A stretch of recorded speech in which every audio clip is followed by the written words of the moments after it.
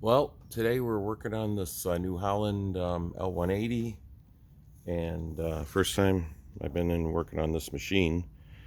But if you lift the bucket up in the air, you can pull off these two side panels. Just lift them up in the air and they come right out. Get them off on both sides.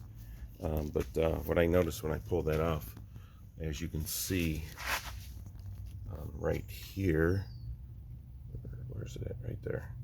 There was it's pretty wet there, and I was seeing some radiator fluid dripping off that hose. So I bought a water pump. I was going to put it on today, but doesn't look like I need to do that work at this point.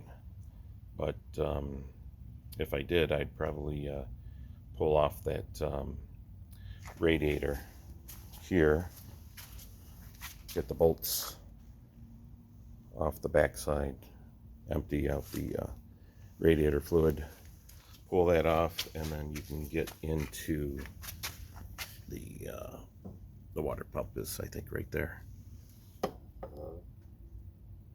But save that for a different day. Anyway, I got lucky today, but that's kind of what it looks like inside of the L180 machine.